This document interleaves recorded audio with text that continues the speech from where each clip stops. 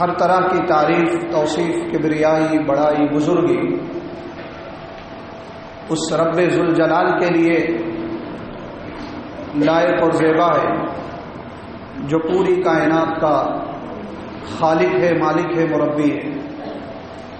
ہزاروں ہزار درود و سلام ہو تمام انبیاء کرام پر، خصوصاً ہمارے اور آپ کے آخری پیغمبر تاجدار مدینہ محمد الرسول اللہ صلی اللہ علیہ وآلہ وسلم پر۔ انگنت لا تعداد بے شمار درود و سلام کے بعد حاضرین جمعہ، آیت اور حدیث آپ کے سامنے پیش کی گئی، جس مناسبت سے خطبے کا موضوع ہے دلوں کو حسد کی بیماری سے پاک اور صاف کر لیں۔ سامعین کرام، اللہ رب العزت نے ہم اور آپ کو اس دنیا میں بھیجا ہے، پیدا کیا، آپس میں اخوت اور محبت کے ساتھ رہنے کا حکم دیا۔ لوگ ایک دوسرے کے کام آئے، ایک دوسرے کے ساتھ محبت کریں، یہ طریقہ دین اسلام نے ہم اور آپ کو سکھایا ہے۔ لیکن حالات کا اگر جائزہ لیا جائے تو معاملہ ہمیں اس کے برعکس نظر آتا ہے۔ بجائے ایک دوسرے سے محبت کرنے کے، ایک دوسرے سے جلن رکھتے، ایک دوسرے سے حسد رکھتے۔ یہ ایک بیماری، بہت بڑی بیماری، ایک دوسرے سے حسد کرنا، ایک دوسرے سے جلنا، یہ اتنی بڑی بیماری ہے کہ انسان کو تباہ اور برباد کر دیتی۔ انسان کا ایمان، دین، نیک عمل، یہ ساری چیزیں ختم ہو جاتی ہے اگر کسی شخص کے دل میں یہ بیماری پیدا ہو جائے۔ حسد، حسد کیا ہے در حقیقت؟ تمنی زوال النعمت عن صاحبها۔ اللہ نے کسی کو صاحب نعمت بنایا ہے، بڑی بڑی نعمتیں کسی کو عطا کی، لیکن اس کے مقابل میں کوئی پڑوسی ہے یا اس کا بھائی ہے یا رشتہ دار ہے، اس کے پاس کوئی نعمت نہیں، یا ایسی نعمت نہیں جو اس کے پاس ہے۔ تمنی زوال النعمت عن صاحبها۔ اب یہ شخص تمنا کرتا ہے، یہ خواہش کرتا ہے کہ اس کے پاس جو نعمت ہے وہ چھین جائے، وہ ختم ہو جائے۔ یہ حسد ہے۔ یعنی ہم اپنے رشتہ دار یا اپنے دوست کے پاس کوئی بہتر نعمت دیکھ کر، چاہے وہ دولت کی شکل میں ہو یا گھر بنگلہ مکانات کی شکل میں ہو یا گاڑی سواری کی شکل میں، کسی بھی شکل میں کوئی نعمت ہے، اگر اس نعمت کے زوال ہونے کی تمنا کرتے ہیں، یہ خواہش کرتے ہیں کہ اس کے پاس سے یہ نعمت ختم ہو جائے، چھین جائے، یہی حسد ہے۔ اور یہ بیماری آج بہت سے مسلمان اور تقریباً اکثریت اس بیماری کا شکار، یہی حسد ہے۔ کسی کے پاس بہترین گھڑی دیکھ لی، عمدہ گھڑی، مہنگی سے مہنگی گھڑی ہے، مہنگی سے مہنگی کار ہے، اسے دیکھ کر یہ دل میں جلن پیدا کر لینا کہ ہمارے پاس ہونا چاہیے، اس کے پاس نہیں ہونا چاہیے، یا یہ تمنا کرنا کہ ہم اس سے بہتر چیز لے کر کے آئیں، ہم اس سے مہنگی چیز لے کر کے آئیں اور اسے نیچا دکھائیں، یہی حسد ہے۔ یاد رکھیے، یہ ایک مذموم صفت ہے، مذموم صفت، جو صفت اہل ایمان کی نہیں ہو سکتی۔ یہ حسد مذموم صفت، یہ مہلک بیماری، یہ اہل ایمان کی ہو ہی نہیں سکتی۔ کس کی ہے؟ اللہ رب العالمین نے اس کی وضاحت قرآن مجید کے اندر کی ہے۔ اللہ فرماتا ہے، ام یحسدون الناس علی ما آتاہم اللہ من فضلہ۔ یہ لوگ حسد کرتے ہیں ان لوگوں سے جنہیں اللہ نے اپنے فضل سے بہت کچھ عطا کیا۔ یہ آیت کریمہ صحابہ کرام کی تفسیر کرتی ہے، یہودیوں کی تفسیر کرتی ہے کہ اللہ کی نعمت پانے والے صحابہ کرام ہیں، اور ان سے جلنے والے، حسد کرنے والے یہودی ہیں، اہل کتاب ہیں جو ان سے جلتے ہیں۔ کیوں جلتے ہیں؟ اللہ نے صحابہ کرام کو قیادت عطا کی، سیادت عطا کی، سیاست عطا کی۔ اللہ نے ان کا رعب، ان کا خوف لوگوں کے دلوں میں ڈالے رکھا، دین اسلام جیسی دولت انہیں عطا کی، اس لیے یہ یہودی حسد کرتے ہیں۔ ام یحسدون الناس، یہ صحابہ سے حسد کرتے ہیں یہود و نصارہ۔ یہ آیت کیا بتلا رہی ہے کہ حسد جو مذموم صفت ہے یہ یہودیوں کی صفت ہے، ہم اور آپ کی نہیں ہو سکتی۔ ایک اور مقام پر رب العالمین ارشاد فرماتا ہے وَدَّ كَثِيرٌ مِّنْ أَهْلِ الْكِتَابِ لَوْ يَرُدُّونَكُم مِّن بَعْدِ إِيمَانِكُمْ كُفَّارًا حَسَدًا مِّنْ عِندِ أَنفُسِهِمْ۔ اہل کتاب میں سے اکثر لوگ یہ چاہتے ہیں کہ یہ اپنے اسلام سے پھر جائیں اور پھر کفر کے راستے پر چلے آئیں، یہ چاہتے ہیں، یہ تمنا کرتے ہیں۔ اور بنیاد کیا بتائی رب العالمین نے؟ حسدا من عند انفسہم، یہ اس بنا پر کہتے ہیں کہ ان کے دلوں میں حسد موجود ہے، حسد کی بیماری ان کے دلوں میں۔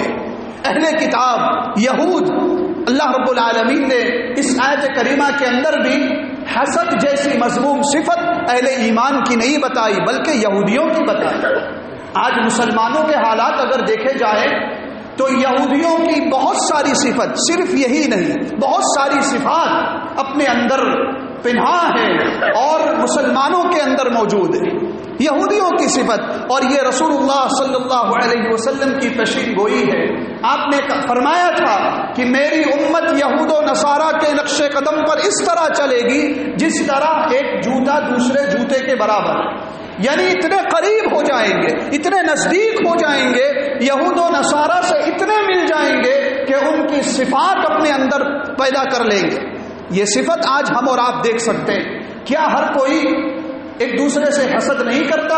اسلام نے تو محبت بتائی، اسلام نے اخوت و بھائی چارگی بتائی، لیکن ہم حسد کی بیماری کو لیے بیٹھے ہیں، ہم ایک دوسرے سے آگے بڑھنے کی کوشش کرتے ہیں۔ یاد رکھیے، جس شخص کے دل میں حسد جیسی بیماری آ جائے اس کا ایمان خطرے میں ہے، اس کا ایمان خطرے سے خالی نہیں ہے۔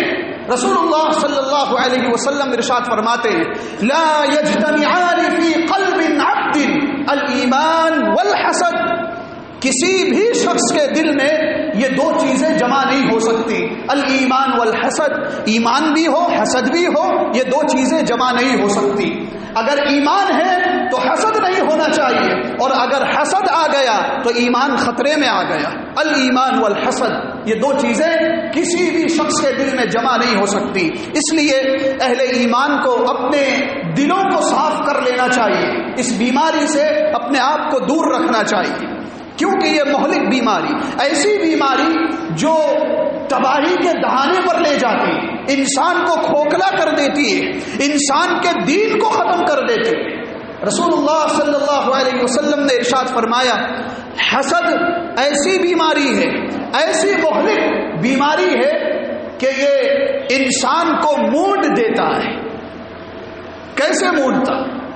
جس طریقے سے انسان اپنے بالوں کو مونڈتا ہے۔ لا اقول تحلق الشعر، آپ فرماتے ہیں کہ میں یہ نہیں کہتا کہ حسد کرنے سے انسان کے بال جھڑ جاتے ہیں، انسان کے بالوں کا صفایا ہو جاتا ہے، بلکہ ولکن تحلق الدین، لیکن انسان کے دین کا خاتمہ ہو جاتا ہے، انسان کا دین، اس کا ایمان، اس کا صفایا ہو جاتا ہے اس مہلک بیماری کی وجہ سے۔ یہ بڑی خطرناک بیماری ہے، اس بیماری نے بڑے بڑے خاندانوں کو جدا کر دیا، بھائیوں کو جدا کر دیا، دوست و احباب کو جدا کر دیا۔ اس بیماری نے نہ جانے کون کون سی برائیاں پیدا کر دی۔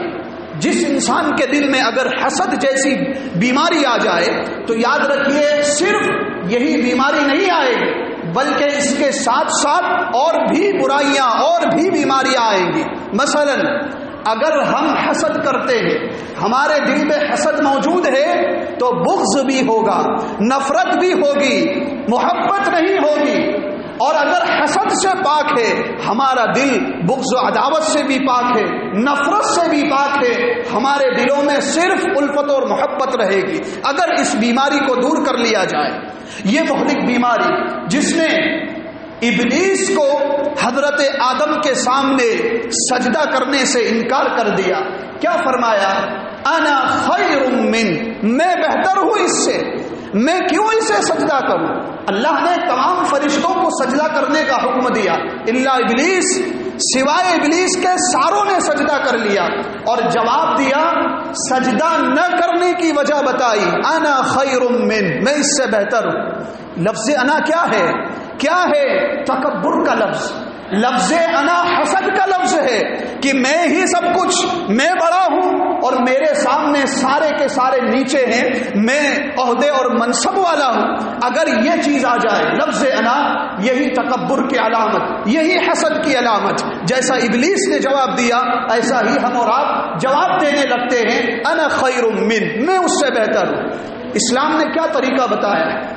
سارے کے سارے برابر ہیں، اللہ کے سامنے کوئی بڑا کوئی چھوٹا نہیں۔ اگر بڑا بننا چاہتے ہیں تقوی کی بنیاد پر بڑا بنے، اللہ کے سامنے عہدہ اور منصب چاہتے ہیں تقوی کی بنیاد پر عہدہ اور منصب رب العالمین دیتا ہے، لیکن ہم اپنی طرف سے اپنی خواہشات کے مطابق ساری کوشش کرتے ہیں اور ہم حسد کی بیماری کا شکار ہو جاتے ہیں۔ انا خیر من، یہ لفظ آج اکثر لوگوں کے اندر موجود ہے۔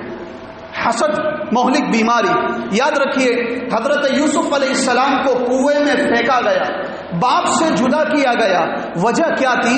حسد۔ حسد کی بنیاد پر بھائیوں نے سوچا کہ یوسف کو ہی زیادہ محبت کی جاتی ہے، ہمارے والد محترم ہم سے محبت کرتے ہی نہیں، ہم سے زیادہ ان سے محبت کرتے ہیں۔ بھائیوں نے چال چلی، تدبیر اختیار کی اور اپنی تدبیر کے مطابق یوسف کو لے گئے اور کنویں میں پھینک دیا، لیکن انہیں کیا پھل دیا گیا؟ ان کے صبر کا پھل کیا دیا گیا؟ شاعر کہتا ہے، اصبر علی کید الحسود فإن صبرک قاتل۔ اگر آپ سے کوئی حسد کرتا ہے اس کے حسد پر آپ صبر کرتے رہیں، اس کے حسد کا جواب نہ دیجیے۔ اگر آپ سے کوئی جلتا ہے، کوئی دل میں حسد رکھتا ہے تو اس کے حسد کا، اس کی جلن کا جواب نہیں دینا ہے۔ فإن صبرک قاتل، اگر آپ صبر کرتے ہیں صبر کرنا ہی اسے ختم کر دے گا، اسے ذلیل اور رسوا کر دے گا۔ اگر ہم سے کوئی حسد کرتا ہے، ہم اگر صبر کرتے رہیں، ہمارا صبر کرنا ہی اسے ذلت اور رسوائی کا سامنا کرائے گا، ہمارا صبر ہی اسے ختم کروا دے گا۔ یہی چیز حضرت یوسف علیہ السلام صبر کرتے رہے اور اللہ نے ان کے صبر پر انہیں بادشاہت پر بٹھا دیا۔ بادشاہت اللہ نے حضرت یوسف کو عطا کی اور ان بھائیوں کو ذلیل اور رسوا ہونا پڑا، سجدہ ریز ہو گئے اور کہا بھائیوں سے معافی، بھائی سے، اپنے بھائی یوسف سے معافی مانگنی پڑی، بھائی معافی مانگنے پر مجبور ہو گئے۔ یہی شعر کا لفظ، اصبر علی کید الحسود فإن صبرک قاتل۔ اگر ہم سے کوئی جلن رکھتا ہے، حسد رکھتا ہے، ہمیں صبر کرنا ہے، نہ کہ اس کا جواب دینا ہے، ہمارا صبر کرنا ہی اسے ختم کر دے گا۔ یہ حسد کی بیماری، اس بیماری کی وجہ سے روئے زمین پر سب سے پہلا جو قتل ہوا ہے اس مہلک بیماری کی بنیاد پر، قابل نے جو حابل کا قتل کیا، کیا بنیاد تھی؟ وجہ کیا تھی؟ وجہ یہی تھی، دل میں حسد ہے کہ میں اس عورت سے شادی کرنا چاہتا ہوں، میں اس لڑکی سے شادی کرنا چاہتا ہوں، لیکن قابل کہنے لگا میں کروں گا، اصول کے مطابق، رواج کے مطابق، قانون کے مطابق شادی ہونی تھی حابل سے، لیکن قابل چاہتا تھا کہ میں شادی کروں۔ اس حسد کی بنیاد پر قابل نے حابل کا قتل کر دیا۔ روئے زمین پر سب سے پہلا انسانیت کا جو قتل ہوا وہ اسی مہلک بیماری کی بنیاد پر۔ یہ بڑی مہلک بیماری اگر انسان کے اندر آ جائے تو انسان کو تباہ و برباد کر دیتی، کھوکھلا کر دیتی۔ اور ایک شاعر اپنے انداز میں کہتا ہے، النار تأکل بعضها، کہ آگ اپنے بعض حصے کو کھا جاتی ہے، یعنی آگ کو جب کوئی چیز کھانے کو نہیں ملتی ہے وہ بعض حصے کو ہی کھا جاتی ہے۔ تو ایسے ہی کسی انسان کے اندر اگر یہ بیماری آ جائے تو اس انسان کو ختم کر دیتی ہے، یعنی کھوکھلا بنا دیتی ہے، اس کے جسم کو بھی، اس کے ایمان کو، اس کے دین کو، سب کچھ ختم کروا دیتی ہے یہ بیماری۔ اس لیے ہم اور آپ کو اس بیماری سے اپنے دلوں کو پاک اور صاف کر لینا چاہیے۔ اگر ہم اپنے دل کو پاک اور صاف کر لیتے ہیں، کتنی بڑی فضیلت ہے۔ حسد کی بیماری اگر دور ہو جائے کتنی بڑی فضیلت ہے۔ مسند احمد کی ایک لمبی روایت جس کا مختصر سا خلاصہ میں آپ کے سامنے پیش کرتا چلوں۔ حضرت انس بن مالک رضی اللہ تعالی عنہ فرماتے ہیں ایک مرتبہ رسول اللہ صلی اللہ علیہ وسلم ہمارے درمیان موجود تھے، دیگر صحابہ بھی موجود تھے۔ آپ نے ایک سوال کیا، کیا جنتی شخص دیکھنا چاہتے ہیں؟ صحابہ نے کہا کیوں نہیں اللہ کے نبی صلی اللہ علیہ وسلم، ہماری آنکھیں ترس رہی، کون ہے جنتی شخص؟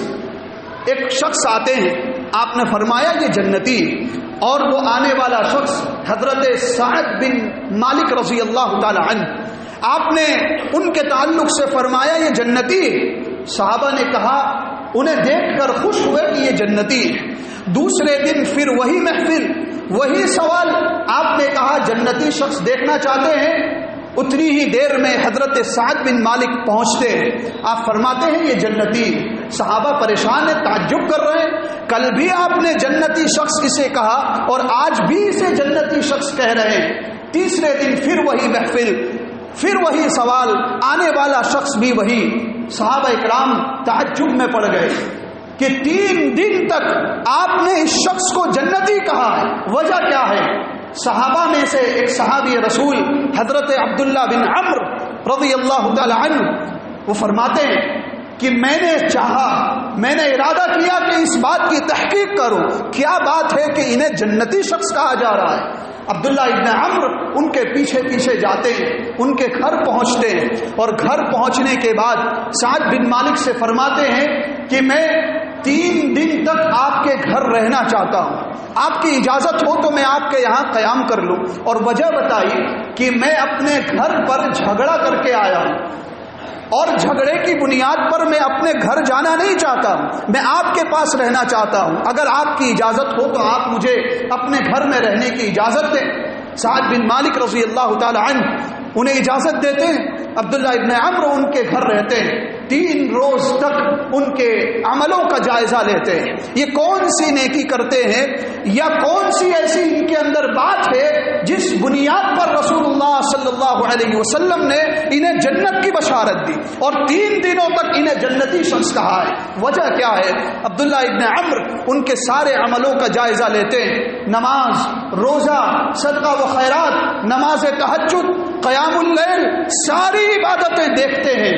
عبداللہ ابن عمرو 3 دن گزرنے کے بعد سعد ابن مالک سے کہتے ہیں کہ میرے 3 دن ختم ہو گئے، ایک سوال کرنا چاہتا ہوں کہ آپ کے پاس وہی سارے عمل ہے جو میرے پاس ہے، یعنی میں بھی نماز پڑھتا ہوں، روزہ رکھتا ہوں، قیام اللیل کرتا ہوں، آپ کو 3 دنوں میں سارے عملوں کا میں نے جائزہ لے لیا، لیکن کوئی ایسی بات دکھائی نہیں دی جس بنیاد پر آپ کو جنتی کہا ہے۔ سعد ابن مالک رضی اللہ تعالی عنہ خاموش رہے۔ عبداللہ ابن عمرو ان سے فرمانے لگے کہ آپ کے سارے عملوں کا جائزہ لیا، ایک عمل کا اضافہ میں نے دیکھا ہے، کیا اس بنیاد پر آپ کو جنتی کہا ہے؟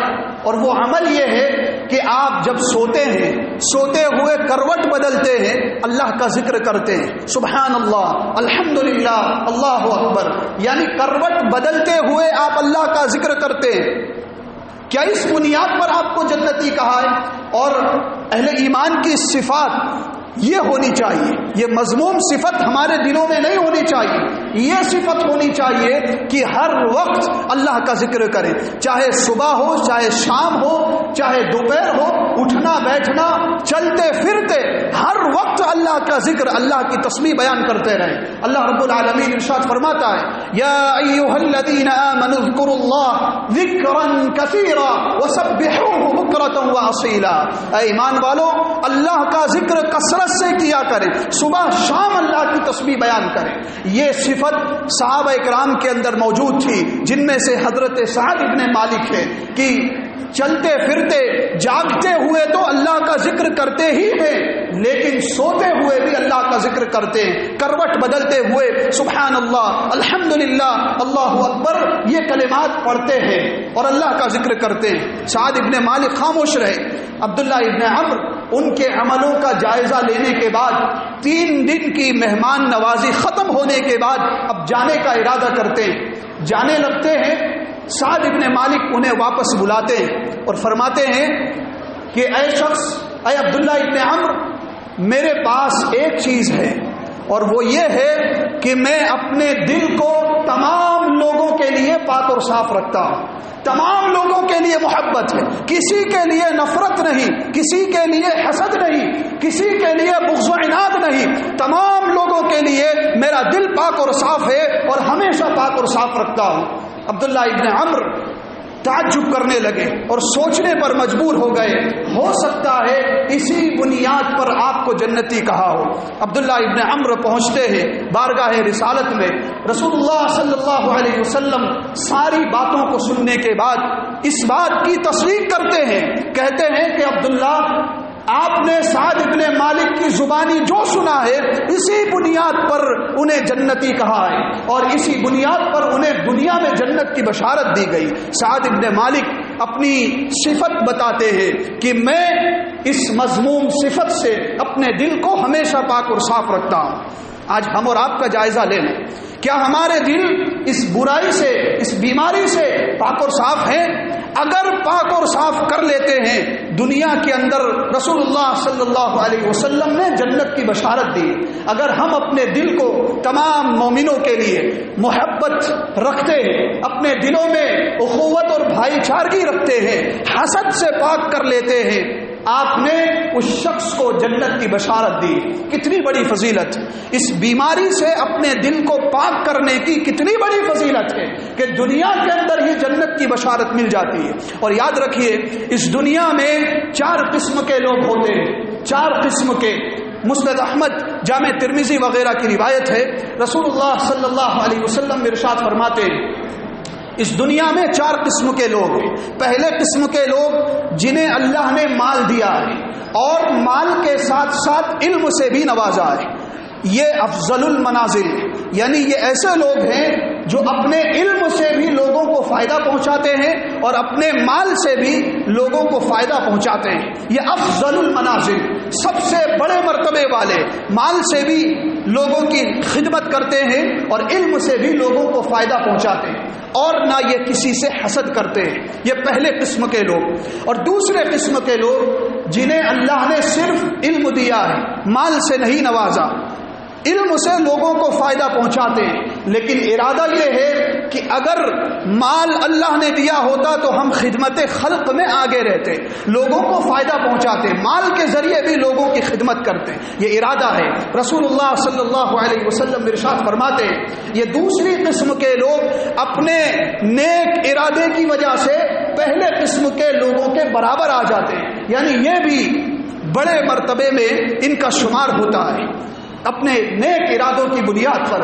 اور تیسرے قسم کے لوگ جنہیں اللہ نے صرف مال دیا ہے، علم سے نہیں نوازا، صرف مال دیا ہے، لیکن یہ ایسے لوگ، یہ ایسے بدکار لوگ ہیں جو اپنے مال کو بے جا خرچ کرتے ہیں، عیاشی کرتے ہیں، لوگوں کو جو ہے اپنے پیسوں کا روب اور دبدبہ دکھاتے ہیں۔ یہ تیسرے قسم کے لوگ جو صرف مال والے اور مال کا غلط استعمال کرتے ہیں۔ آپ فرماتے ہیں یہ جہنم کے راستے پر، یہ جہنم کے راستے پر یہ گروہ اور اس قسم کے لوگ تمام کے تمام جہنم میں جانے والے ہیں۔ اور چوتھی قسم کے لوگ جن کے پاس نہ تو مال ہے نہ تو علم ہے، علم سے بھی محروم ہے، مال سے بھی محروم، لیکن پھر بھی لوگوں سے حسد کرتے ہیں، پھر بھی لوگوں سے حسد کرتے ہیں۔ ایسے لوگ دکھائی دیتے ہیں جو بہت غریب ہیں، بالکل جہالت پر ہیں، نہ تو مال ہے نہ علم ہے، لیکن لوگوں کے لیے محبت نہیں ہے، لوگوں کے لیے حسد رکھا ہوا ہے، اپنے دلوں میں حسد کو جگہ دی ہوئی ہے اور لوگوں سے اس بات کی جلن رکھتے ہیں کہ ان کے پاس یہ چیز نہیں آنی چاہیے، وہ چیز ختم ہو جانی چاہیے، وہ برباد ہو جائے، اس کا کاروبار برباد ہو جائے۔ اس طرح کے کلمات اور جملے اپنے دلوں میں بٹھائے ہوئے، یہ چوتھی قسم کے لوگ۔ آپ فرماتے ہیں کہ تیسری قسم کے لوگ اور چوتھی قسم کے لوگ، یہ دونوں کے دونوں جہنمی ہیں، جہنم کے راستے پر ہیں، اور یہ لوگوں سے حسد کرتے ہیں۔ ہم اور آپ اس حدیث کی بنیاد پر اس کا جائزہ لے سکتے ہیں، حالات کا جائزہ لے سکتے ہیں کہ دنیا کے اندر اسی طرح کے 4 قسم کے لوگ ہیں۔ ہم اور آپ کو پہلی قسم میں شامل ہونا ہے، اگر نہ ہو سکے کم از کم دوسری قسم کے لوگوں میں شامل ہونا ہے۔ اور ایسے بھی لوگ ہیں جن کے پاس مال بھی نہیں، علم بھی نہیں، لیکن ارادے نیک ہیں کہ اگر اللہ نے علم دیا ہوتا تو ہم دین کا کام کرتے، اللہ نے مال دیا ہوتا خدمت خلق میں آگے رہتے، لوگوں کی خدمت کرتے۔ اس نیک ارادے کی بنیاد پر آپ نے اسے بھی بشارت دی ہے کہ یہ بھی افضل المنازل میں شامل ہے۔ ہمارے ارادے کم از کم نیک ہونے چاہیے، برے ارادے نہیں ہونے چاہیے، کیونکہ ارادے کی بنیاد پر بھی اس کا فیصلہ کیا جاتا ہے کہ وہ جہنم کے راستے پر ہے یا جنت کے راستے پر۔ یہ ایک بیماری ہے جو اس امت کے اندر چل نکلی ہے، اس بیماری کو ختم کرنے کی ضرورت۔ اور یاد رکھیے رسول اللہ صلی اللہ علیہ وسلم کی وہ حدیث جس میں آپ نے حق فرمایا، جس میں آپ نے حقیقت بیان فرمائی، اور فرماتے ہیں لا یزال الناس بخیر لم یتحاسدوا، لوگ برابر خیر و بھلائی میں رہیں گے جب تک کہ حسد نہ کریں، یعنی لوگوں کے درمیان سے حسد ختم ہو جائے گا، خیر و برکت اللہ رب العالمین نازل کرے گا، لیکن حسد اگر موجود ہے خیر و برکت ختم کر دی جائے گی۔ لا یزال الناس بخیر لم یتحاسدوا، یہ حسد مذموم صفت جس پر میں قرآن و حدیث کی روشنی میں آپ حضرات کے سامنے تذکرہ کر رہا تھا، اللہ رب العالمین سے دعا کرتے ہیں رب العالمین حسد جیسی مذموم صفت سے ہمارے دلوں کو پاک کرنے کی توفیق عطا فرمائے، رب العالمین ہمارے گناہوں کو معاف فرمائے، رب العالمین ہمیں عمل صالح میں کثرت سے زیادہ نیک عملوں کی توفیق عطا فرمائے، رب العالمین ہم میں سے جو بیمار ہیں، پریشان حال ہیں، ان کی بیماریوں کو، ان کی پریشانیوں کو تو دور فرما، رب العالمین مسلمانوں کی ہر جگہ پر مدد فرما، آمین۔ وآخر دعوانا ان الحمد للہ رب العالمین۔